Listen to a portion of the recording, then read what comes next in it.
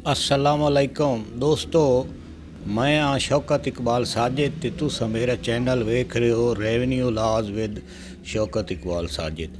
पिछलियां जड़ियां गल्लां असी तुसें दसियां ओहदी मालूमात तुसा जे नशीन कर लो तो तुहानू महकमा माल दे बारे पता होना चाहिए, क्योंकि जट भीरा दा कम भी ज़मीनां नाल है। चलो शहर के लोग इस तरह तवज्जो नहीं देंदे ते ज़मीनां दे तरफ देंदे।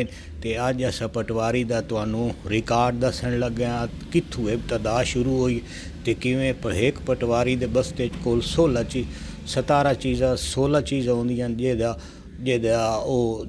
जेह्दे भी मुख्तलिफ चीज़ां होंदियां जेह्दे इख्तियारात पटवारी कोल ने उन्हां दा लेखपाल ते सारा कुछ।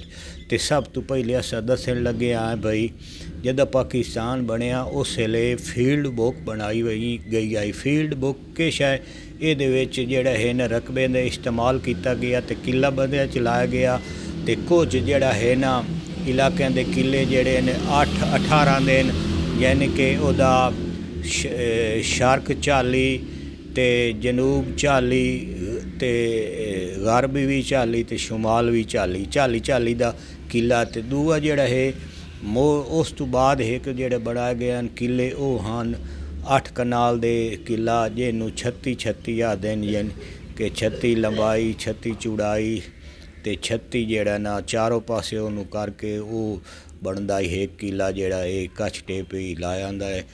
ਤੇ ਇਸ ਤੋਂ ਇਹ ਕਿੱਲਾ ਬੰਦੀਆਂ ਦੇ ਇਹ ਫੀਲਡ ਬੁੱਕ ਬਣੀ। ਫੀਲਡ ਬੁੱਕ ਦੇ ਨਾਲ ਬਹੁਤ ਸਾਰੀਆਂ ਹੋਰ ਹੀ ਚੀਜ਼ਾਂ ਬਣੀਆਂ ਤੇ ਖਸਰਾ ਗਿਰਦਾਵਰੀ ਨਾਲ ਬਣ ਗਈ।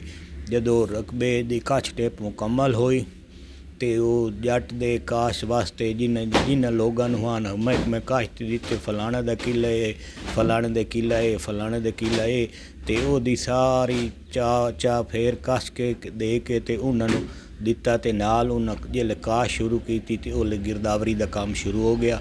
ਹੁਣ ਅਗਲੀ ਵੀਡੀਓ ਮਜ਼ੀਦ ਅਸੀਂ ਤੁਹਾਨੂੰ ਦੱਸਾਂਗੇ।